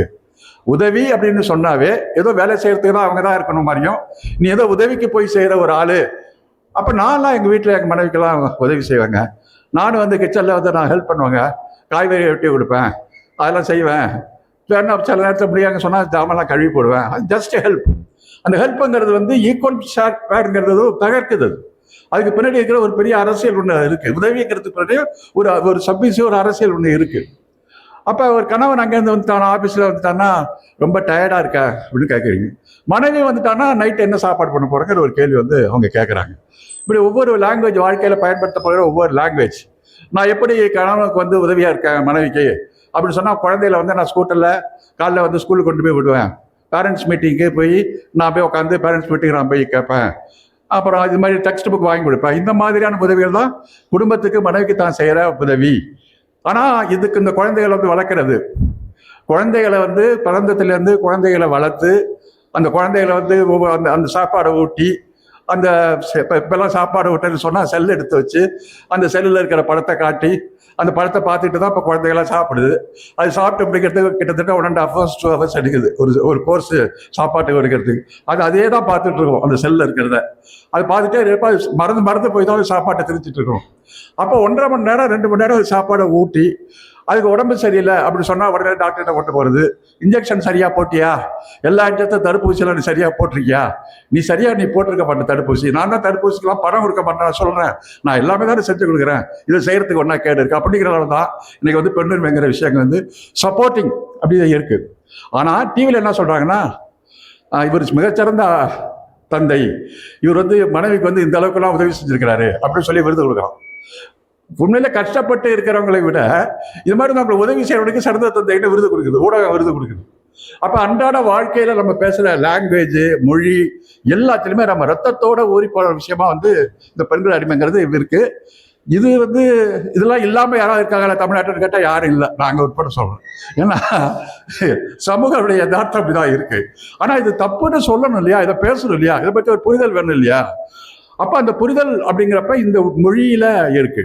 அதான் பெரியார் வந்து தமிழ் மொழியை காட்டு மிராட்டி மொழி அப்படின்னு பெரியார் சொல்றதுக்கு முக்கிய காரணமே இந்த ஜெண்டர் டிஸ்கிரிமினேஷன் மொழியில இருக்கு. மொழியில இந்த மொழி அடிப்படையில் இருக்கிற ஒரு பாகுபாடு இருக்கு. இப்போ பொண்டாட்டின்னு சொன்னா அவள் இவள் அப்படிதான் சொல்லணும். இது எதுக்கு அவள் இவள், இங்கிலீஷ்ல இது ஹி ஷீ ஷீன்னு சொல்லிட்டு போறான். இங்க வந்து கணவன் வந்து மனைவி அவள்னு சொல்லுவான். ஆனா இவங்க வந்து அவங்கள சொல்றப்ப அவரு தான் சொல்லணும், அவங்க அவரு தான் சொல்லுவாங்க. நான் நிறைய விஷயம் பார்த்துருக்கேன். 1-2 பேரும் படிச்சுட்டு இருப்பாங்க, படிச்சுட்டு இருக்க பேர் 2 பேரும் வாடா போடான்னு தான் பேசிட்டு இருப்பாங்க. கல்யாணம் பண்ணி அடுத்த நாளே அவராயிடுவார் உடனே. இவன் மட்டும் அவள் அந்த அந்த லாங்குவேஜ்ல இன்னும் பேசிட்டு இருக்காங்க. டக்குன்னு எப்படிதான் மாறான்னு தெரியல அந்த லாங்குவேஜ்ல. அப்போ வந்து ஈக்குவல் பார்ட்னர்ஸ் அன்னைக்கு இருந்தோட equal partner, helping partner, recognise wife என்று சொல்லுகிற எல்லா அரசியல் மொழிகளிலுமே இன்னைக்கு வந்து ஒரு ஆணாதிக்கங்கிறது தொடர்ச்சியா இருந்துட்டு தான் இருக்கு சமூகத்துல. இப்ப இந்த சோசியல் டிஸ்கிரிமினேஷன், பெண்களுக்கு எதிரான பாகுபாடு, இப்ப நம்ம வந்து பெண்ணுரிமைக்கு வந்து நிறைய விஷயங்களை வந்து பேசியிருக்கோம். சுயமரியாதை திருமணம் கொண்டு வந்தோம், பெண்களுக்கு சமத்துவம் வேணும் அப்படிங்கிற விஷயத்த நம்ம கொண்டு வந்தோம். பெண்களுக்கு வந்து இந்த கற்புங்கிற முறையில பெண்கள் மீது திணிக்கப்பட்ட அந்த பாகுபாடு நம்ம சொல்லியிருக்கோம். விதவை திருமணங்களை வந்து நம்ம வலியுறுத்திருக்கோம். நிறைய விஷயங்கள் வந்து பேசிட்டு இருக்கோம். அப்ப ஒரு குடும்ப அமைப்பு கட்டுப்பாட்டுக்குள்ள ஒரு பெண்கள் எப்படி வாழுறது அப்படிங்கிறப்ப ரொம்ப மோசமா பெண்களை அடிமைப்படுத்துற ஒரு விஷயம் ஒன்று இருக்கு. இன்னொரு விஷயம் வந்து பெண்ணுரிமை பேசிக்கிட்டு பெண்ணுரிமை பேசல அப்படிங்கிற விஷயத்திலே வந்து பேசுற விஷயமா இருக்கு. இப்பதான் நம்ம அரசியல் கட்சிக்காரர்களுக்கு என்ன இது வந்திருக்குன்னு சொன்னா, இப்ப என்ன பேசுறாங்க தெரியுமா, திமுக அரசியல் என்ன பேசுறாங்க தெரியுமா, என்ன பேசுறாங்க தெரியுமா, குடும்பத்துக்குள்ள எல்லாரும் அரசியல் பேசுங்க. எப்ப சொல்றாங்க, பெண்களுடைய ஓட்டெல்லாம் உங்களுக்கு வெளியிலங்கிறதுனால வந்து அவங்க இதுல வந்து அவனுடைய சோசியல் மீடியாவை வச்சு பெண்களை இன்ஃப்ளூயன்சரை வச்சு இன்ஃப்ளூயன்ஸ் பண்ணி பெண்களுடைய ஓட்டெல்லாம் அவனுக்கு வர்ற மாதிரி ஏற்பாடு பண்ணதுக்கு அப்புறம் அதுவும் வந்து உனக்கு ஓட்டு வாங்குற ஒரு செயல்படுத்தினால பெண்கள்கிட்ட போய் அரசியல் பேசுங்கிறீங்க. நீங்க வந்து இது கூட ஒரு பெண்களோட உரிமை பார்வையில இல்லை, ஓட்டெல்லாம் அவனுக்கு போகுது, அந்த ஓட்டை வந்து டைவர்ட் பண்ணுங்கிறதால பெண்கள்கிட்ட அரசியல் பேசுங்க. இப்போ குடும்பங்கள்ட்ட அரசியல் எங்க பேசுறாங்க? எனக்கு தெரிஞ்சவரையும் இந்த பெரியார் இயக்கத்தில் இருக்கிற குடும்பங்கள் தான் எப்போ பார்த்தாலும் ஏதாவது அரசியல் பேசிட்டு தான் இருப்பாங்க. நம்ம ஆக்டிவிஸ்டா இருக்கிற குடும்பங்கள்லாம் பார்த்தா ஏதாவது அரசியல். இப்போ அதுவே வந்து இந்த குடும்ப பிரச்சனையிலேருந்து பெரிய ரிலீஃப் ஆகிற விஷயம் அது. இந்த அரசியலை குடும்பத்துக்குள்ள நீங்க பேசாம, சமூக அரசியலை பேசாம, குடும்ப அரசியலை பேசாம, எல்லா அரசியலும் நீங்க பேசிக்கிட்டு இருக்கிறப்ப தான் குடும்பத்துக்குள்ள உங்களுக்குள்ள இருக்கிற இன்கிரிட் கான்ஃபிளிக்ட் ஓரமா போய் நிக்குது. அந்த மோதல் இருக்கு. அதெல்லாம் விட்டுவிட்டு நீங்க குடும்பத்துக்குள்ள உட்காந்து பேசுறீங்கன்னா டெய்லி எல்லாரும் சண்டை போட்டு தான் இருக்கும். பிரச்சனை தான் அப்படிதான் போகும். அது ஒரு சோசியல் கான்ஃபிளிக்ட் தான் உண்டாக்கிட்டு இருக்கும். அதுக்கு ஒரு மாற்று அப்படின்னா நம்மை தாண்டி ஒரு சமூக கவலையோட நம்ம பேசுறப்ப, குடும்பத்தை தாண்டிய ஒரு சமூகம் அப்படின்னு வருதுங்கிறப்ப அந்த குடும்பத்துடைய பிரச்சனைகள் வந்து பெண்ணுக்கு போற ஒரு பிரச்சனை இருக்கு. அப்ப இந்த குடும்ப உறவுகளை வந்து எப்படி வந்து கையாளுறது, how to handle family relation அப்படிங்கிறது ஒரு முக்கியமான ஒரு விஷயமா இருக்கு. அதுக்கான விஷயங்கள் வந்து எங்கே கிடைக்குது, எந்த இயக்கத்தில் கிடைக்குது? நான் நிறைய பெரிய இடதுசாரி இயக்கங்கள், தீவிரவாத இயக்கங்கள் எல்லாத்தையும் நான் நிறைய பேர் பார்க்குறேன். இப்போ போன வாரம் கூட ஒரு மார்க்சிய நிலையத்தில் ஒரு பெரிய தோழர், எல்லா இயக்கங்களுக்கும் பெருசாக உதவி பண்ணுற தோழர், அவர் இறந்துட்டார். அவர் பேராசிரியர், அவர் வீட்டுக்கு போயிருந்தேன். போகிறப்ப எனக்கு ரொம்ப வியப்பாக இருந்துச்சு. அவர் வந்து ஒரு புரட்சிகர மார்க்சிய லெனினிய கட்சியை கொடி போட்டு அதை படுக்க வச்சிருக்காங்க. சிவப்பு சட்டை தோழர்கள்லாம் சுற்றி உட்காந்துருக்காங்க. அவர் நெத்தியில் இதுலேருந்து ஒரு பெரிய பட்டை அடித்து அதுக்கு கீழே வந்து ஒரு விபூதி ஏற்றி வச்சு, ஒரு தேங்காய் வச்சு, ஒரு விளக்கோடு ஊற்றி வச்சு அதை படுக்க வச்சிருக்காங்க. அவரை என்ன அவர் பார்த்தாலே எங்களுக்கு ரொம்ப அதிர்ச்சியாக போச்சு. இப்படிலாம் வந்து ஒரு புரட்சிகரமாக புரட்சி பேசியிருந்தவர், மார்க்சிய லெனினியம் பேசினவர், அவர் குடும்பத்தில் வந்து இப்படி வச்சிருக்காங்கன்னு சொல்லி நான் என்ன சொல்கிறேன்னா, உங்களுக்கு குடும்பத்தில் இருக்கவங்களோட அந்த நம்பிக்கை இருக்கலாம், ஆனால் அவர் நம்பிக்கையை நீங்கள் மதிக்கணும் இல்லையா? அவர் இப்படி இருந்தாரா, இப்படி ஒரு அவமானப்படுத்துறமேங்கிற உணர்வு கூட இல்லாமல் இந்த வைதிகம் பிற்போக்குத்தனங்கிறது குடும்ப உறவுகளை வந்து இருக்கு. இப்போ எந்த இயக்கத்தில் வந்து இன்னைக்கு அம்பேத்கர் இயக்கமாக இருந்தாலும் சரி, திராவிட இயக்கமாக இருந்தாலும் சரி, புரட்சிகர இயக்கமாக இருந்தாலும் சரி, எந்த இயக்கத்திலையும் குடும்ப குடும்ப பண்பாட்டில் ஒரு புரட்சிகரமான குடும்பத்தை, ஒரு ஜனநாயகமுள்ள ஒரு குடும்பத்தை, பெண்களை மதிக்கின்ற ஒரு குடும்ப வாழ்க்கை முறையை ஒரு கலாச்சார ரீதியாக வாழ்வதற்கு கற்றுக் கொடுத்த ஒரே இயக்கங்கிறது தமிழ்நாட்டில் இருக்கிற பெரியார் இயக்கம் தான். இதை நீங்க விட்டீங்கன்னா வேற இயக்கம் கிடையாது. எவனும் பேச மாட்டான். யார் சொல்ற அந்த விஷயத்த? உறவுகள் வந்து எப்படி கையாளுற விஷயம் இருக்குல்ல உங்களுக்கு. இப்ப நம்ம வந்து இந்த ஜாதி வாரியா வந்து ஒரு ஏற்ற இயக்கத்தில் வந்து நம்ம குடும்ப உறவுகளை வந்து கட்ட வச்சிருக்கோம். அண்ணன் அண்ணன் வந்து தம்பி வந்து அண்ணன் சொல்ல கேட்கணும், அப்பா வந்து பையன் சொல்ல கேட்கணும், நம்ம பிரபாகரன் தூங்காம இருக்கணும். இதெல்லாம் வந்து அப்படிங்கிற மாதிரி ஒரு ஹைராக்கியை நம்ம கட்டமைச்சு வச்சிருக்கோம் இல்லையா? அந்த ஹைராக்கியை வந்து சரியான ஒரு பெரியாரிஸ்ட் தான் பையனா இருந்தாலும் சரி, அண்ணனா இருந்தாலும் சரி, அப்பாவா இருந்தாலும் சரி, அந்த நீ பெரியவன் நான் சின்னவன், நீ சொல்றதை நான் கேட்கணும் அப்படிங்கிறது வந்து பெரியாரியத்துல இடம் இல்லை. உட்காந்துக்கிட்டு விஷயத்த சகோதரமா எல்லாத்தையும் கலந்து பேசி நமக்குள்ள வந்து ஒரு உறவு பரிமாற்றங்கள் வந்து குடும்ப அமைப்புக்குள்ள வந்து உருவாக்குறது அப்படிங்கிற விஷயம் தான். அதனால தான் பெரியார் இயக்கத்துக்கு மாநாட்டுக்கு பெண்கள்லாம் அழைச்சிட்டு போவாங்க. பெண்களை அழைச்சிட்டு போய் மாநாடு நடத்துனது வந்து இந்த இப்ப சுயமரியாதை பெரியார் இயக்கம் மாதிரி வேற எந்த இயக்கமும் கிடையாது. அந்த காலத்துல மாநாடுன்னு சொன்னா மாநாட்டு பந்தலே ஒரு தொட்டில கட்டி தொங்க விட்டுருப்பாங்க. அங்க குழந்தைய அங்க படுக்க வச்சிருப்பாங்க, குழந்தையோட வருவாங்க. சாப்பாடு தயிர் சாதம், புளி சாதம், இதெல்லாம் எலுமிச்சம்பழ சாதம், இதெல்லாம் கட்டிட்டு வந்து 2 நாள் மாநாடு தான், 2 நாள் உட்காந்துட்டு எல்லாம் கலந்து பகிர்ந்து சாப்பிடுவாங்க. இந்த காட்சிகளை வந்து நீங்க வேற எந்த இயக்கத்தில் நீங்க பார்க்க முடியாது. என்ன காரணம் அப்படின்னு சொன்னீங்கன்னா சில பேர் வருத்தமா இருக்கும். பெரியார் இயக்கத்தில் இருக்கிறவங்க இந்த பெண்கள் சம்மந்தப்பதில் ஒரு பொது ஒழுக்கம் ஒன்று இருக்கும். மற்ற அரசியல் கட்சி மாறன்னு சொன்னா ரூம் போட்டு தண்ணி அடிக்க போயிடுவான் நைட்டு. அங்க போய் அது ஒரு என்டர்டைன்மெண்ட், அது கொண்டாட்டம் தான் பொலிட்டிக்கல் விஷயம் இருக்கு. அப்போ இது ஒரு பண்பாட்டை வந்து சமூகத்தை திணிச்சு பெண்களை மதிக்கணும், பெண்களுக்கான ஒரு அங்கீகாரம் கொடுக்கணும் அப்படிங்கிற ஒரு விஷயத்தை வந்து கொண்டு வந்ததும் குடும்பத்தை எப்படி கையாளுவது அப்படிங்கிறது வந்து நல்ல விஷயம். இப்போ ஒரு குழந்தைக்கு வந்து உடம்பு சரியில்லை அப்படின்னு சொன்னா, ஒரு பெரியாரிய குடும்பத்தில் இருக்கிற ஒரு பொண்ணு வந்து அதுக்கு என்ன சயின்ஸ் ட்ரீட்மெண்ட்டு, மருத்துவர்கிட்ட தான் போவாங்க. பல குடும்பங்களை பார்த்தீங்கன்னா வேப்பிலை அடிக்கிறதுக்கு போறாங்க, சாமியார்ட்ட போறாங்க, அந்த கோயிலுக்கு போய் வேண்டுதல் பண்ணணும்னு போறாங்க. அதை பற்றின அறிவு சிந்தனையும் இல்லை. இது இல்லை, நீ வந்து அதுக்கான பகுத்தறிவு அறிவியல் ரீதியா அதுக்கு மருத்துவத்தை போகணும் அப்படிங்கிற ஒரு விஷயமும். அப்போ குழந்தைகள்கிட்ட இருந்து அந்த மூட நம்பிக்கையை தெரிஞ்சுக்கிட்டே இருக்கிறது. கையெடுத்து கும்பிடு, சாமியை கும்பிட்டுக்கோ, எங்க ஒரு திருக்குறளை சொல்லு, எங்க ஒரு பாட்டு பாடி காட்டு, இதெல்லாம் வந்து குழந்தை மேல திணிக்கிற வன்முறை. இதெல்லாம் நீ ஃபோர்ஸ் பண்ணி இதை செய்யன்னு சொல்றது. பட் எந்த குழந்தைகளும் இப்ப மதிக்கிறது இல்லை, அது வேற பிரச்சனை. ஆனா இதை மாதிரியும் சொல்லி அந்த மூட நம்பிக்கை மாதிரியே வந்து வளர்க்கறது. காலைல எழுந்துச்சுன்னா அந்த சாமி படம் பூஜாரியில் வச்சிருப்பாங்க, அதுவே வச்சுக்கிட்டு சாமியை கும்பிட்டுக்கா, ஸ்கூலுக்கு போறப்ப எல்லாம் போட்டு விட்டு நெத்தியில வந்து ஒரு விபூதி வச்சு விட்டு ஸ்கூலுக்கு அனுப்பிச்சு விடு. அப்போ சின்ன குழந்தையில இருந்து அந்த மூட நம்பிக்கை வந்து சமூகத்தில் திணிக்கப்பட்டுட்டே இருக்கு. இப்ப சமூகத்தில் இருக்கிற இந்த மூட நம்பிக்கையை ஒழிச்சு ஒரு பகுத்தறிவான வாழ்க்கை வாழணும் அப்படின்னு சொல்றதுக்கு இந்த நாட்டுல பெரியார் இயக்கத்தை தவிர வேற ஏதாவது கட்சி இருக்கா? சொல்லுங்க, இருக்கா? பேசுறது இருக்கா? அப்படிப்பட்ட ஒரு கலாச்சார வாழ்க்கை முறையில நம்ம வந்து போயிட்டு இருக்கோம். அது மாதிரி இந்த வேலை பகிர்வுகள் வந்து இன்னைக்கு வந்து ஒரு கட்டம் படிச்சவங்களா இருந்தாங்கன்னா வேலையை பகிர்றதுக்கு எல்லாம் வந்திருக்கிறாங்க. நான் இப்ப ஆண்கள் அந்த வேலை பகிர்வுல வந்து ஒரு பாகுபாடு இருந்தாலும் கூட நான் கிச்சனுக்குள்ளே போக மாட்டேன், அது எனக்கு வேலை இல்லை, அது அவங்க டிபார்ட்மெண்ட்டு, அதெல்லாம் அவங்க பார்த்துப்பாங்க, நான் போயிட்டு வந்து வெளில வந்து சம்பளம் வாங்கிட்டு அதோட குழப்பம் பாக்கிலாம் அவங்க பார்த்துப்பாங்க அப்படிங்கிற வேலை பேரும் அப்படி வச்சுக்கிறவங்க இருக்காங்க. இப்போ அப்படி இல்லை. இப்போ சமூக வாழ்க்கை முறையில் 2 பேரும் வேலைக்கு போக வேண்டிய ஒரு கட்டாயம் வரதுனால 2 பேரும் பேசுகிற மாதிரி ஒரு சமூகம் வருது. இப்போ இந்த ஜென்சி வாழ்க்கை முறையில் ஜென்சி வாழ்க்கை முறையில் இது வந்து அடுத்த கட்டத்துக்கு இப்போ நகர்ந்துக்கிட்டு இருக்கு. நகர்ப்புறத்தை பொறுத்தவரையும் இப்போ வீட்டுக்கு போயிட்டு வந்தீங்கன்னா அங்கேருந்து பைக்கை காரை விட்டு நிறுத்திட்டோன்னா சாப்பாடு போட்டியா, எந்த கடையில் போட்ட, எப்போ வருது அமேசான்லேருந்து சாப்பாடு அப்படின்னு சொல்லி இப்போ ஆர்டர் போட்டு எப்போ வேணாலும் போடுற சம்பவமாக இருக்குது. வெள்ளிக்கிழமை கட்டாயமாக வந்து வெளில தான் போய் சாப்பிடணும், ஹோட்டலில் சாப்பிடணும், குழந்தை தூக்கிட்டு போகணும். ஒரு சின்ன மாற்றங்கள் நகர்ப்புறத்தில் வந்த மாற்றங்கள். பட் கிராமப்புறங்களில் பார்த்தீங்கன்னா இந்த மாற்றங்களை நீங்கள் பார்க்க முடியாது. அது இறுக்கமான ஒரு பெண் அடிமை சமூகத்துக்குள்ள தான் அந்த விஷயமே இருக்கு. இப்போ கிராமத்திலேருந்து படித்த பெண்களாக இருந்தால் கூட அவங்க மிக மோசமான அந்த பெண்களுக்கான பாரம்பரிய ட்ரெடிஷன் அப்படிக்குள்ள நீ நெருள் அப்படின்னு ஒரு நிறுத்தி வைக்கிற விஷயத்தான் அவங்க வந்து பெண்கள் வந்து வைக்கப்பட்டிருக்காங்க. நகர்ப்புறத்தில் ஒரு மாற்றம் இருக்கு. அப்ப எல்லா பெண்கள்கிட்டையும் ஒரு மாற்றம் வரணும். பெண்களுக்கான உரிமை வந்து பண்பாட்டு தளத்தில், அரசியல் தளத்தில் 33% இடஒதுக்கீடு, ரைட், ஓகே, அது அரசியல். உள்ளாட்சியில் வந்து 50% இடஒதுக்கீடு, ரைட், ஓகே, அரசியல். அந்த அரசியலுக்கு பின்னாடி ஒரு ஓட்டு வங்கியே இருக்கு. பெண்களுடைய ஓட்டு வேணும் அப்படிங்கிற ஒரு விஷயம் இருக்கு.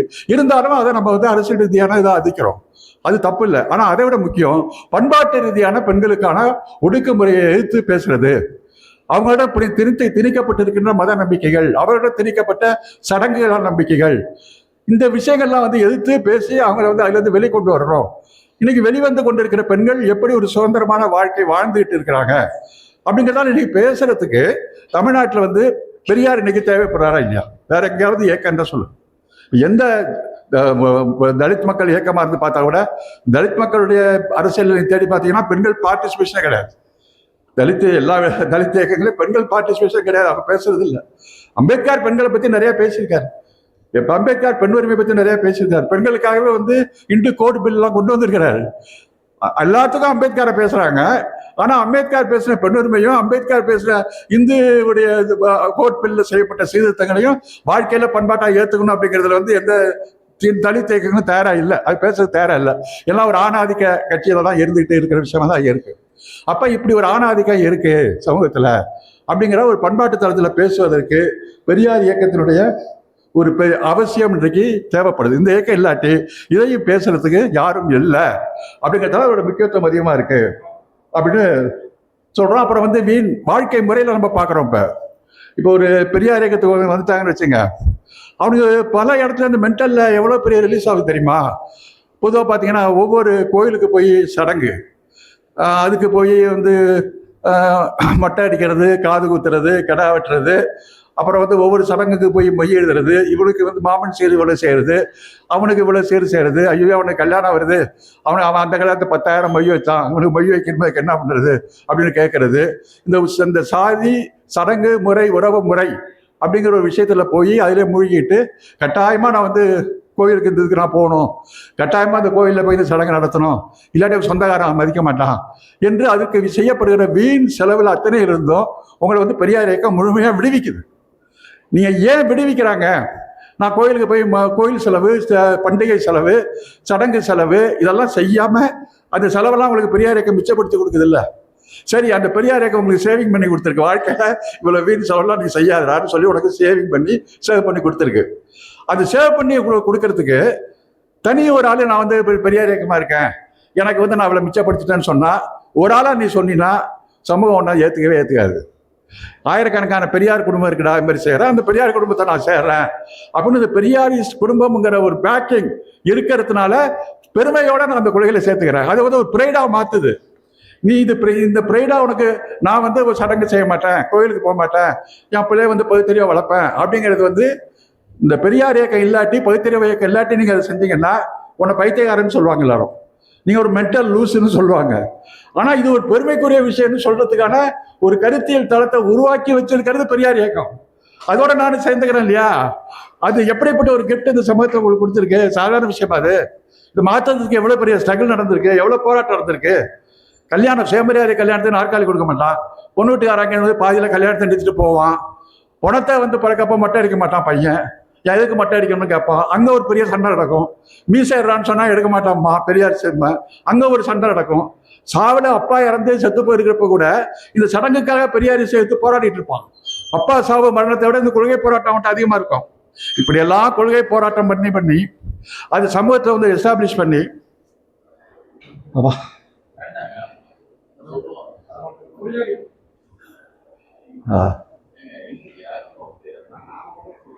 உட்காருங்க பேசாம சரி ஓகே. சரி சரி. சமூகத்தில் வந்து இதை வந்து ஒரு நிலைநிறுத்தி இப்படிப்பட்ட ஒரு வாழ்வியல் சமூகம் இங்கே இருக்கு, இந்த வாழ்வியல் சமூகத்தில் நம்ம இணைஞ்சுக்கலாம், இணைஞ்சா நமக்கு பெருமை தான் அப்படிங்கிறத ஒரு சூழலை உருவாக்குறோம். இந்த மாதிரியான ஒரு சமூக அமைப்பை இந்தியாவில் பெரியார் இயக்கத்தை தவிர எந்த மாநிலத்திலாவது உங்களால் காட்ட முடியுமா? எங்கேயாவது இருக்காங்களா? நாங்கள் வந்து சுயமரியாதை குடும்பம், பகுத்தறிவு குடும்பம், சாமி கும்பிடாத குடும்பம், கம்யூனிஸ்ட் கட்சி உட்பட எங்கேயாவது இருக்கிறாங்களா? எங்கேயுமே இல்லை. உங்களுக்கு எவ்வளவு பெரிய வாழ்க்கையில கொடுத்துருக்கு. இப்போ கணவன் மனைவி வந்து புரிதல் வாழ்க்கை முறையில் நீங்கள் இப்போ எப்படி ஒருத்தங்க புரிஞ்சுக்கிறீங்க அப்படிங்கிறத நீங்கள் பார்க்குற விஷயம் இருக்குல்ல. ஒரு மனைவி வந்து ஒரு கேள்வி கேட்டால் ஏற்று கேட்டாவே சமூகம் என்ன பார்க்கணும்னா, நீ பொட்ட பிள்ளை பொம்பளை, உனக்கு என்ன வாய் இவ்வளோ வாய் வந்திருக்கு, எங்கேருந்து உனக்கு இந்த வாய் வந்துச்சு, இந்த வாய் கொழுப்பெல்லாம் ஏட்ட வச்சுக்காத, பொம்பளைனா ஒழுங்காக அடங்கியது. இதுதான் சமூகத்தினுடைய மனநிலை, பப்ளிக் கான்சியஸ். ஆனால் அதே நேரத்தில் ஒரு பெரியாரிய குடும்பத்தை ஒரு கேள்வி கேட்டாங்கன்னு சொன்னாங்கன்னா அந்த கேள்வி அவன் கேட்க முடியாது.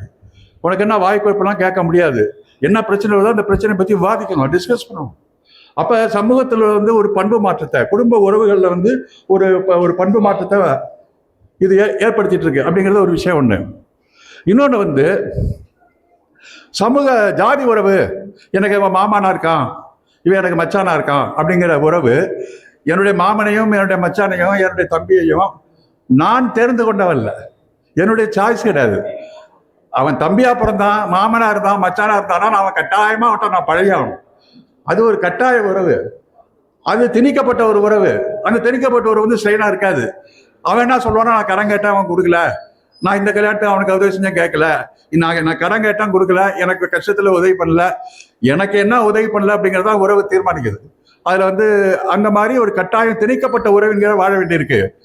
திணிக்கப்பட்ட உறவை ஜாதி கடந்த வெளி உறவா மாத்தன்னு சொன்னா, நாம் தேர்ந்தெடுக்கப்பட்ட ஒரு கொள்கை உறவு, குடும்பத்துக்கு உறவுக்கு ஒரு மாற்றான ஒரு கொள்கை உறவை எங்க இருந்து நீங்க தேட முடியும்னு சொன்னா, பெரியார் இயக்கம் அப்படிங்கிற ஒரு குடும்பமாக அது மாறி இருக்கிறதான் இதற்கு மாற்றான ஒரு உறவை பார்க்க முடியுது.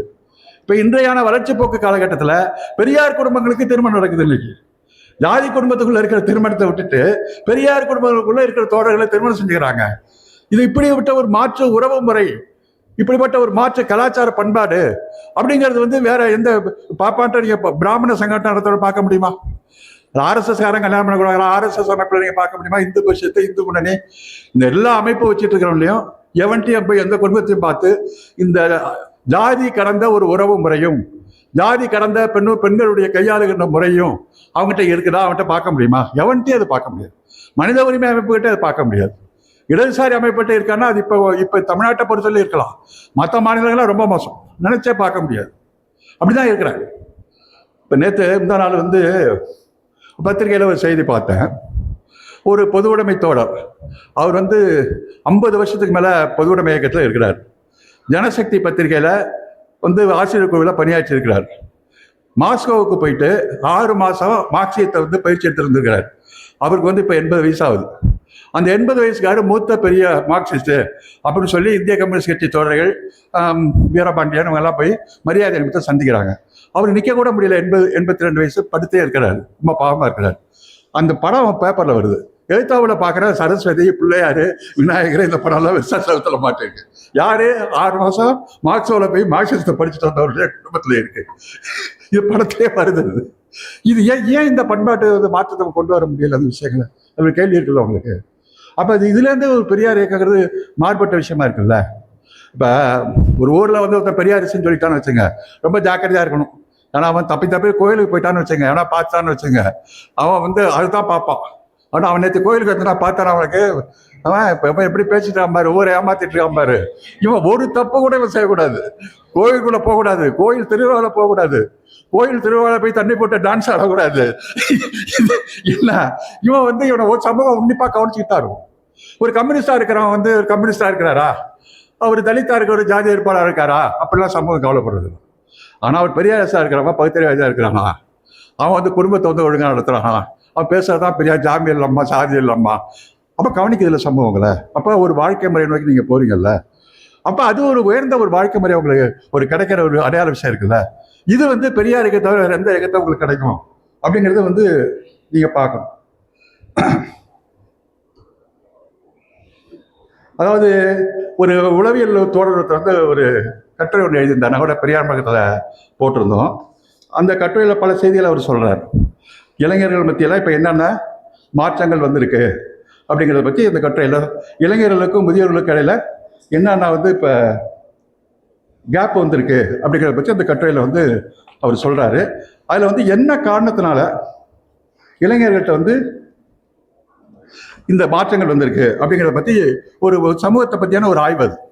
அது நிச்சயமாக நம்ம வந்து அந்த ஆய்வை பற்றி அவசியம் தெரிஞ்சுக்கிட்டாதான், அந்த உளவியலை புரிஞ்சுக்கிட்டாதான் நம்ம வந்து இயக்கத்தினுடைய அஜெண்டாவை, கொள்கையை வந்து எப்படி இந்த இளைஞர்கிட்ட கொண்டு போகலாம் அப்படிங்கிறத பற்றி ஒரு புரிதலுக்கு வருவதற்கு அது வந்து ஒரு அடிப்படையாக வந்து நான் நினைக்கிறேன்.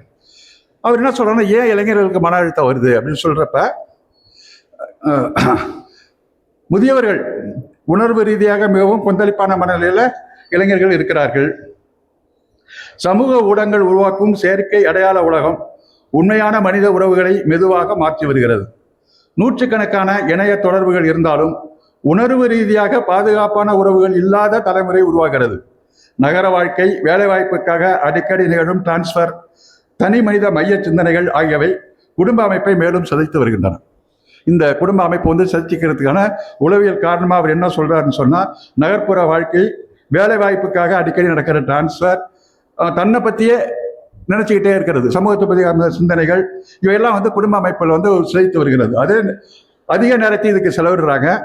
உணர்வு ரீதியாக எப்போதும் ஒரு கொந்தளிப்பான மனநிலையில் இளைஞர்கள் இருந்துட்டு இருக்கிறாங்க. பல முதியவர்கள் பொருளாதார ஆதரவு கிடைத்தாலும் உணர்வு ரீதியாக புறக்கணிக்கப்படுகிறார்கள். இப்போ பல பேரண்ட்ஸ் எல்லாம் இங்கே விட்டுட்டு பையன் பொண்ணெல்லாம் வந்து அமெரிக்காவுக்கு போயிடுறாங்க, ஆஸ்திரேலியாவுக்கு போயிடுறாங்க. இந்த தாத்தா பாட்டிகள் வந்து உடம்பு நல்லா இருக்கிறவங்களையும் குழந்தைய பார்த்துக்கிறதுக்கு அமெரிக்காவுக்கு, ஆஸ்திரேலியாவெல்லாம் கூப்பிடுவாங்க. இவங்க அங்கே போய் என்ன பண்ணுவாங்கன்னா, அவங்க 2 பேரும் வந்து வேலைக்கு போயிடுவாங்க. பையன் பொண்டாட்டி 2 பேரும் வேலைக்கு போயிடுவாங்க. போகிறப்ப வந்து உள்ளே வச்சு கதவை சாத்திட்டு அவங்க போயிடுவாங்க. போயிட்டு அவங்க நைட்டு திரும்புறவங்களையும் உள்ளே அவங்க வீட்டில் உட்காந்துக்கிட்டு, இங்கே ஊரில் பக்கத்து ஊரில் பேச்சு, அங்கே பேச்சு, இங்கே பேச்சு, ஒரு நல்ல உறவுல அங்கே இருந்தவங்க அங்கே போய் உள்ளே போய் உட்காந்து கதவு மூடணும்ல, உள்ளே உட்காந்துக்கிட்டே இருக்க வேண்டியிருக்கு. எப்போ இந்த டிவியை போட்டு பார்த்துக்கிட்டு இருக்குது. எவ்வளோ தான் டிவியை பார்த்துட்டே இருக்கிறது, எவ்வளோ பெரிய ஒரு மன அழுத்தம், ஃபோர்ஸ், அப்படியே ஃபோர்ஸுக்கு அவங்க தள்ளப்படுறாங்க. இப்போ தாத்தா பேட்டிகள், மிடில் ஏஜ் தாத்தா பேட்டிகளோட வேலை என்னென்னா, பேச்சை பார்க்கறதுக்கு அமெரிக்கா போயிருக்கேன், பேரனை பார்க்கறதுக்கு கனடாவுக்கு போயிருக்கேன். அங்கே போனப்போ யாப்பான்னு கேட்குற 10 நாளைக்கு மேலே அந்த ஊரில் இருக்க முடியாது. எப்படா போகணும்னு கேட்குறான், பையன் டிக்கெட்டே போட மாட்டேங்கிறான். அடுத்தது இப்படி தான் போகலாம் தள்ளி வரும். இதில் என்ன விஷயம்னு சொன்னால், அந்த குழந்தைய வந்து நீங்கள் வந்து சைல்டு கேரில் போய் விட்டீங்கன்னா 1 மணி நேரத்துக்கு பல்லாயிரக்கணக்கான ரூபாய் பணம் கட்டணும். இவனுடைய சம்பளத்துக்கு மீறி பணம் கட்ட வேண்டிய நெருக்கடியில் அவங்க இருந்துட்டு இருக்காங்க. அப்போ அந்த செலவை குறைக்கிறதுக்கு இவங்களை வந்து ஒரு கேர்டேக்கராக யூஸ் பண்ணிட்டு இருக்கோம். அப்படி பல குடும்பங்கள் இன்னைக்கு வந்து இந்த உலகமயம், பொருளாதாரமயம் ஆனதுக்கு அப்புறம், பல பேர் வந்து இன்னைக்கு வெளிநாட்டுக்கு வேலைக்கு போனதுக்கு அப்புறம், கணவன் மனைவி வெளிநாட்டுக்கு போன வாழ்க்கை முறை பின்பற்றதுக்கு அப்புறம், இன்னைக்கு வந்து இந்த தாத்தா பாட்டிகளுக்கு இது வந்து ரிட்டையர்டு தாத்தா பாட்டிகளுக்கு இது ஒரு பிரச்சனை இன்னைக்கு இருந்துட்டு இருக்கிறாங்க. இல்லாட்டி மாறி மாறி ஷிஃப்ட் அடிப்பாங்க. இப்போ போன தடவை பையன் வீட்டில் அப்பா அம்மா வந்தாங்களா, அடுத்த 3 மாதம் இவங்க போனதுக்கு அப்புறம் மனைவி வீட்டில் அப்பா அம்மா போவாங்க. இந்த டேர்ன் வந்து இப்படி நடந்துகிட்டே இருக்கும், சுற்றி நடந்துகிட்டே இருக்கும். அது ஒரு விஷயம். இன்னொரு விஷயம்னா, பையன் வந்து போயிடுவான், செட்டில் ஆகிடுவான். அப்பா மட்டும் அம்மா வயசாக இருப்பாங்க. அவன் என்ன பண்ணுறான்னா, வசதியாக ஒரு காஸ்ட்லி ஹோமில் சேர்த்து விட்டுறோம். இப்போ நீங்கள் 50,000 மாதத்துக்கு கொடுத்தீங்கன்னு சொன்னால் பிரமாதமான ஹோம்லாம் இருக்குது. எல்லா கவனிப்பும் அவங்க கவனிச்சுக்கிறாங்க. சாப்பாடு, டாக்டரு, மருத்துவர், சாப்பாடு எல்லாம் வச்சு சௌகரியமாக கொடுத்துட்றாங்க. பணம் மட்டும் கேட்ட ஆரம்பிச்சிடலாம். ஆனால் பணம் அவனுக்கு கிடைக்குது, தேவை கிடைக்குது. ஆனால் அவனுக்கு தேவையான அந்த உணர்வு அவனுக்கு கிடைக்குதா? அவங்க அது உணர்வு இல்லை. அவனுக்கு எந்த விதமான எமோஷன் கான்டாக்ட் எதுவுமே இல்லை. ரொம்ப வெறுப்பு அடைஞ்சு போகின்ற ஒரு வாழ்க்கை முறையில் இன்னைக்கு இருந்துட்டு இருக்கிறாங்க. அப்போ இளைஞர்களுக்கும் அவங்களுக்கு இடையில ஒரு பெரிய கேப் வந்துருக்கு. இளைஞர்களுக்கு என்ன பிரச்சனை, இன்னைக்கு படிக்க ஆரம்பிச்சிட்டான், அடுத்து வந்து நீட்டு தேர்வு எழுதணும், அப்புறம் பிஜிக்கு படிக்கணும், அப்புறம் அதுக்குள்ள போட்டி தேர்வில் போட்டி போடணும், அப்புறம் வேலை வாய்ப்புங்கிறது ஒரு பெரிய பிரச்சனை இருக்குது. வேலை கிடைக்க அலையறான். பையன்களை நீ எங்கடா என்ன பார்க்குறேன்னு பையன்லாம் இப்போ கேட்கவே முடியல. அவன் பாட்டுக்கு எங்கே போகிறான், ஏதோ சிஸ்டத்தை வச்சுட்டு ஒர்க் பண்ணிட்டு இருக்கிறான். என்ன ஒர்க் பண்ணுறான் என்ன நமக்கு தெரியாது. பேரண்ட்ஸ்லாம் அவன் பேசுறது இல்லை. ஏதோ ஓடிக்கிட்டே இருக்காங்க. ஏதோ ஒரு அழுத்தம் அவங்களை வந்து ப்ரெஷர் கொடுத்துட்டே இருக்குது. வேலை கிடைக்கலங்கிற விஷயம் ஏதோ அங்கேயும் இங்கேயும் தேடுற ஒரு பரபரப்பில் மனநிலையில் போயிட்டு இருக்கிறாங்க. மற்றவங்களோட ஒப்பிட்டுக்கிறது, அவன் அங்கே போயிட்டான், நான் வந்து இப்படி இருந்தேனே அப்படிங்கிற ஒரு கம்பேர் பண்ணுறது. அப்புறம் இந்த சோஷியல் மீடியாவில் பார்த்து அதில் ஒரு அழுத்தம். அப்புறம் நான் இதில் சாதிச்சே ஆகணும், நான் இந்த டீமில் வெற்றி பெற்றே ஆகணுங்கிற போட்டி இதில் தள்ளுறது. இது எல்லாமே எதில் வருதுன்னு சொன்னால், மேல் கீழ், உயர்வு தாழ்வு, போட்டி, அடுத்தவனை வீழ்த்திட்டு வா அடுத்தவரோட நீ மிஞ்சிட்டு வா அப்படிங்கிற ஒரு உளவியலை கட்டமைக்கிறதுனால இளைஞர்கள் மத்தியிலேயும் ஒரு பெரிய பாதிப்பு இன்னைக்கு உண்டாகிட்டு இருக்கு. இளைஞர்களுக்கும் முதியவர்களுக்கும் இடையில வந்து ஒரு பெரிய இடைவெளியும் உண்டாக்கிருக்கு. இப்போ இந்த முதியவர்களுக்கும் இளைஞர்களுக்கும் இருக்கிற இடைவெளி வந்து எப்படி இட்டு நிரப்ப போறீங்க? அதுக்கு மாற்று என்ன இருக்கு? இளைஞர்கள் வந்து தங்க பேரண்ட்ஸை பணம் கொடுத்தா சரியா போச்சுன்னு நினைக்கலாமா? இல்லை, அவங்களுடைய உணர்வுக்கு மரியாதை கொடு. அதே மாதிரி இவங்களை தனிமைப்படுத்தி வைக்கிற விஷயங்கள் இவங்களை எப்படி இணைக்கிறது அப்படிங்க பார்த்தீங்கன்னா, ஒன்று வந்து பக்தியால் இணைக்கலாம். ஒரு குடும்பம் ஒரு பக்தியா குடும்பம் சொன்னால் எல்லாரும் யாத்திரைக்கு போகலாம், கோயிலுக்கு போகலாம், அப்படி போகிறாங்க, சில பேர்லாம் போகிறாங்க. அப்படி போயிட்டு வந்து யாத்திரைக்கு கோயிலுக்கு போயிட்டு வந்த குடும்ப உறவுகளில் வந்து பணம் கொடுத்து யாத்திரைக்கு கோயிலுக்கு போயிட்டு வந்து வீட்டுக்கு வந்ததுக்கப்புறம் மன நிம்மதியாக சமூகத்தில் இருக்காங்களான்னு கேட்டால் அப்படிலாம் சொல்ல முடியாது. அது ஒரு கடமை தான். யாத்திரைங்கிறது பில்கிரிமேஜ் நடந்துட்டு போகுது. ஆனால் அதே நேரத்தில் முதியவராக இருந்தாலும் இளைஞர்களாக இருந்தாலும் அவன் ஒரு பெரியாரிஸ்டா ஒரு பகுத்தறிவாதியாக இருக்கிறப்ப முதுமைக்கு வந்து ஏஜ் கிடையாது, இளைஞருக்கு ஏஜ் கிடையாது. 2 பேருக்கு இடையில வந்து சமூக மாற்றத்தான ஒரு பெரியார் இயல வந்து ஒரு கவலை இருக்கு. அப்படிங்கிறப்ப ஒரு பெரியாரிஸ்டா இருந்தா சொன்னா தாத்தாவும் பேரனும் உட்காந்து பேசுவாங்க, அப்பாவும் பையனும் உட்காந்து பேசுவாங்க. அப்ப 2 பேருக்கும் இடையில இருக்கிற அந்த ஏஜ் இடைவெளியை தகர்த்து உங்களுக்குள்ள வந்து ஒரு சுமூகமான வாழ்க்கை முறையை வந்து உருவாக்குவதற்கு இந்த பகுத்தறிவு, சுயமரியாதை, புரிந்து கொண்டிருக்கின்ற வாழ்க்கை முறைங்கிறது வந்து ஒரு பெரிய பங்களிப்பை இருக்கு. அப்படிங்கிறது ஒரு சமூக பங்களிப்பு வாழ்க்கையில அதை பார்க்கக்கூடிய ஒரு விஷயமா நம்மளை கருத வேண்டியிருக்கு. அப்ப பண்பாட்டு தளத்துல எனக்கு பெரியாரினுடைய ஒரு தேவை. சரி, அடுத்து அரசியலுக்கு வரும். அரசியல்ல வந்து எவ்வளவு நேரம் பேசணும்? இந்த அரசியலோட படிச்சுட்டுமா?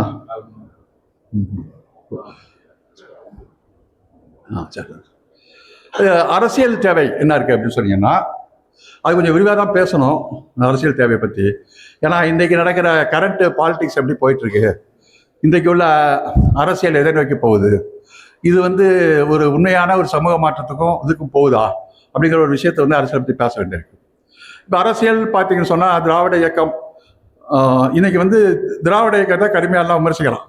திராவிட இயக்கம் வந்து எல்லாத்தையும் கெட்டு போச்சு அப்படின்னு சொல்லி சீரழிச்சிருச்சு, லஞ்சத்தை கொண்டு வந்துருச்சு, ஊழலை கொண்டு வந்துருச்சு, அவன் வந்து ஒரு குடிநீர் மன்னர் ஆகிட்டான், மக்களை பற்றி உனக்கு கவலை இல்லை அப்படிங்கிற ஆட்சிக்கு வந்தா பேசுவான். இந்த ஒரு விமர்சனம் வந்து பேசுகிறாங்க. ஆனால் யாரை பற்றி பேசுகிறாங்கன்னு பார்த்தீங்கன்னா, இந்த சீமானாக இருந்தாலும் சரி அல்லது அண்ணாமலையாக இருந்தாலும் சரி, அது எவனாக இருந்தாலும் பேசுறேன்னு சொன்னால் திமுக அதிமுகங்கிற 2 அரசியல் கட்சிகள் தான் பேசும். இதுதான் அவனுக்கு திராவிட இயக்கமாக தெரியுது. இது அரசியல் கட்சி. ஆனால் திராவிட இயக்கங்கிறது வந்து ஒரு சமுதாய புரட்சி இயக்கம், சுயமரியாதை இயக்கம், பார்ப்பனர் அல்லாதார் இயக்கம். அந்த இயக்கம் என்ன தப்பு பண்ணுச்சு? அந்த இயக்கம் என்ன ஒழுக்கேடா இருந்துச்சு? அந்த இயக்கம் சமுதாயத்துக்கு என்ன விரோதியா இருக்கு? எவனாவது பேசலானா? சமுதாய இயக்கத்தை பத்தி ஏன் ஒன்றும் பேச மாட்டாங்கிறான்? அது அந்த ஏரியாவை ஏன் தனியாக ஒதுக்கி வச்சிடுறேன்? நீ வந்து அரசியலுக்கு இவங்களை மட்டும் பேச்சு ஒட்டுமொத்த திராவிடர் இயக்கத்தினுடைய பிரின்சிபல், கோட்பாடு எல்லாத்தையுமே நீ வந்து சாகடிக்கிற ஒரு விஷயம் பண்ற இல்ல. அப்ப நம்ம என்ன பேச வேண்டியிருக்கு? பெரியாருடைய தேவை இன்னைக்கு என்ன இருக்கு? அப்ப நீங்க சொன்னீங்கன்னு சொன்னா, திராவிடர் இயக்கம்னு சொன்னா நீ பாக்குற அரசியல் கட்சி இல்ல. இந்த திராவிடர் இயக்கங்கிறது ஒரு சமூக மாற்றத்துக்கு, சமூக புரட்சிக்கு வந்த ஒரு இயக்கம். இது பகுத்தறிவை பேசுருச்சு, பெண்ணுரிமையை பேசுருச்சு, பார்ப்பனிய எதிர்ப்பை பேசுருச்சு, வகுப்பு உரிமைக்கு பேசுருச்சு, மக்களை சமமாக்கணும் அப்படின்னு சொன்னுச்சு. அதற்காக போராடின ஒரு இயக்கத்தினுடைய ஐடியாலஜி இங்க இருக்கு. அந்த ஐடியாலஜியுடைய தேவை வந்து இன்னைக்கு அரசியல் கட்சிகள் மறந்து போயிட்டாங்கிறது உண்மை. அரசியல் கட்சியில திமுகவுடைய 67 71 வரை காலகட்டத்தில் திமுகவில் ஓரளவு எல்லாமே ஒரு பகுத்தறிவாதியா இருக்கணுங்கிற ஒரு கடமை உணர்வு எல்லாருக்கும் இருந்துச்சு. அப்ப நெடுஞ்செழியன் வந்து முதல் வந்து அறநிலைத்துறை அமைச்சராக ஆக்கப்பட்டப்ப சிதம்பரம் கோயிலுக்கு போறாரு. அவர் போறப்ப விபூதி கொடுக்குறாங்க. விபூதியை தூக்கி எறிகிறாரு கோயில்ல.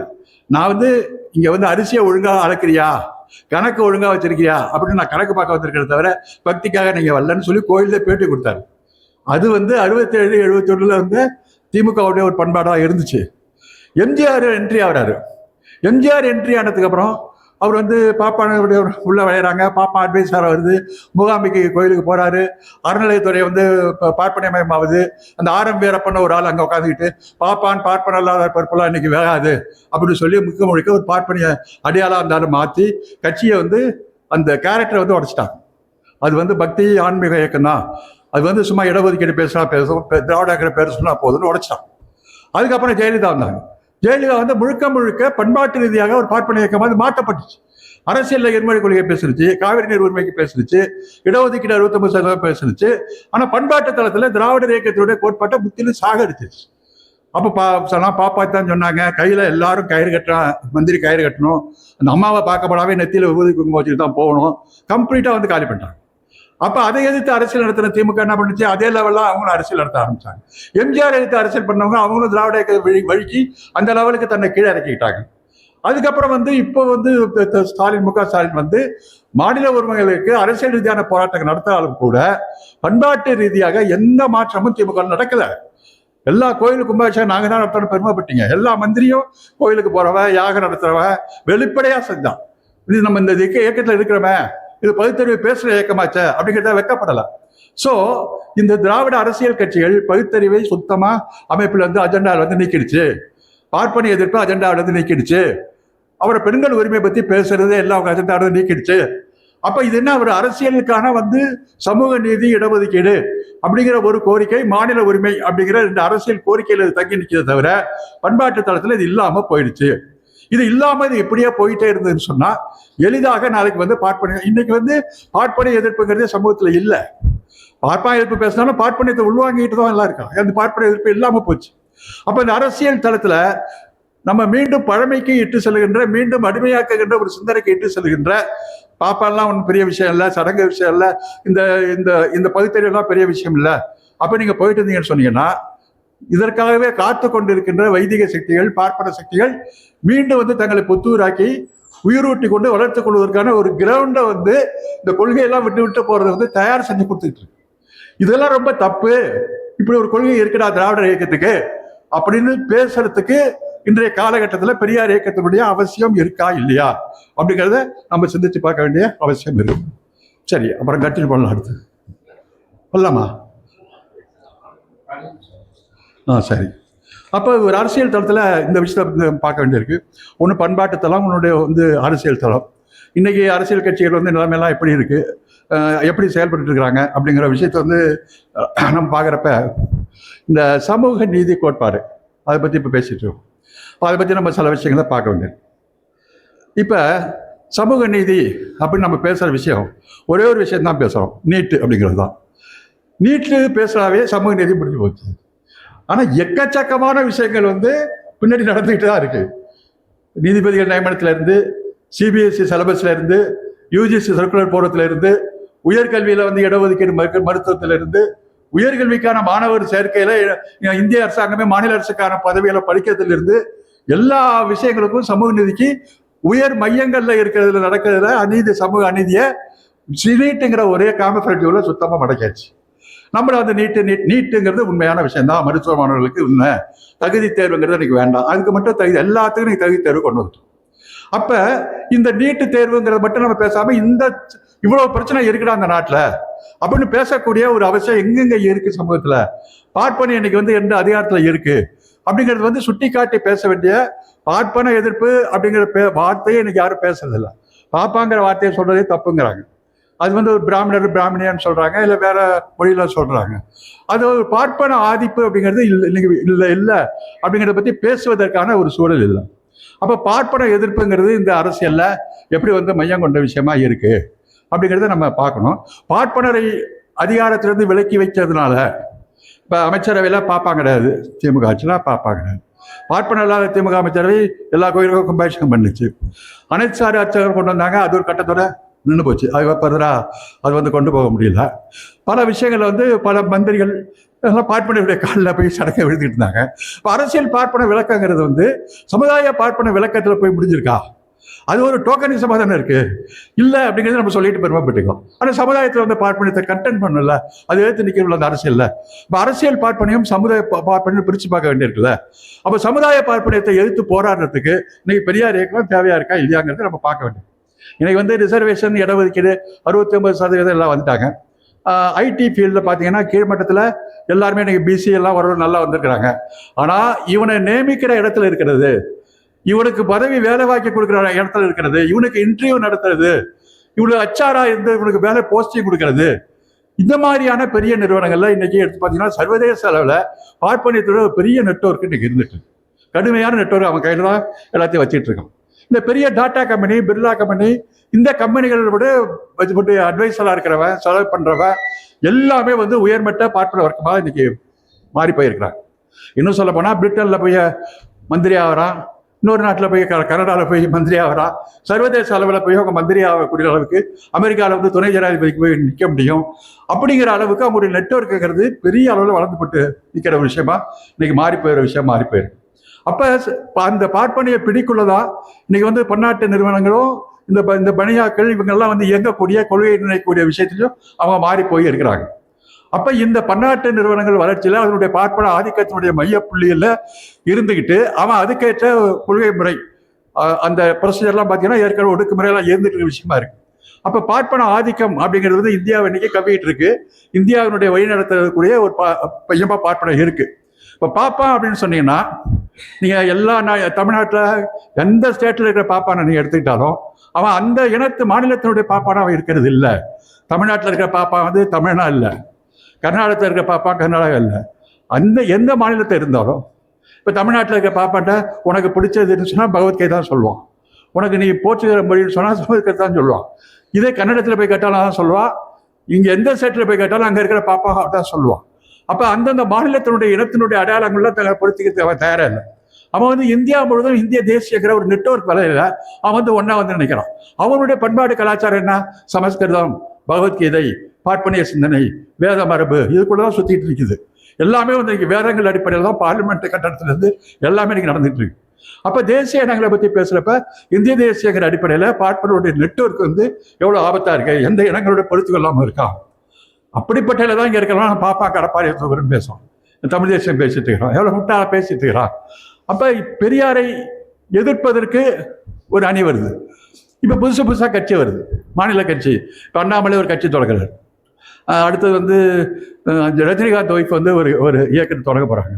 அடுத்தது சீமான் வந்து ஏற்கனவே ஒரு கட்சி நடத்திட்டு இருக்கிறாரு. இப்போ வந்து விஜய்ங்கிறது இன்னொரு மாநில கட்சி வந்து. இப்போ இவ்வளவு கட்சிகளும் தமிழ்நாட்டில் இறங்கிடுச்சு. இப்போ இவங்களும் என்ன செய்ய போறாங்க? இந்த கட்சி அவங்க திட்டுவாங்க, அந்த கட்சி அவங்க திட்டுவாங்க, இந்த கட்சி அவங்க திட்டுவாங்க. இந்த ரியாக்ஷன் தான் தொடர்ச்சியாக நடந்துகிட்டே இருக்க போகுது. இப்போ இந்த உரையாடல் மட்டும் தமிழ்நாட்டில் நடந்துகிட்டே இருந்துன்னு சொன்னா திராவிடர் இயக்கத்தினுடைய சமூக நீதியும், திராவிட இயக்கத்தினுடைய பெண்ணுரிமையும், திராவிட இயக்கத்தினுடைய இந்த பார்ப்பனிய சித்தாந்த எதிர்ப்பும் தமிழ்நாட்டில் பேசப்படாத ஒரு பொருளாக, தமிழ்நாட்டை வந்து காலி செய்யக்கூடிய ஒரு பொருளாக மாறக்கூடிய மிகப்பெரிய ஒரு ஆபத்து தமிழ்நாட்டு அரசியல்ல இன்னைக்கு நம்ம நோக்கி போயிட்டு இருக்கோம். ஓரளவு திமுக பேசிட்டு இருக்கு. அவங்க வந்து எதிர்கால அரசியல்ல இது தொடர்ச்சியா சஸ்டைன் பண்ணுவாங்களா? பண்ணணும், அது ஓகே. ஆனா இதெல்லாம் நம்ம நம்பாம இந்த திராவிட இயக்கத்துக்குள்ளேயே காலி பண்றதுக்கு, பிஜேபி உள்ள நுழையறதுக்கு ஒரு கிரவுண்ட் செட் பண்ணி கொடுக்கறதும், அஜெண்டா செட் பண்றதுக்கு இருக்கு இல்லையா, அந்த அரசியலை நோக்கி தமிழ்நாடு போயிட்டு இருக்கிறப்ப பெரியார் இயக்கத்தினுடைய இதை உடச்சி பேசி இந்த ஆபத்தை எடுத்து சொல்லுவதற்கு பெரியார் இயக்கத்தோட ரெலவன்ஸ் தேவையா இல்லையா அப்படிங்கிற கேள்வியோட நிறைவு செய்கிறேன். நன்றி.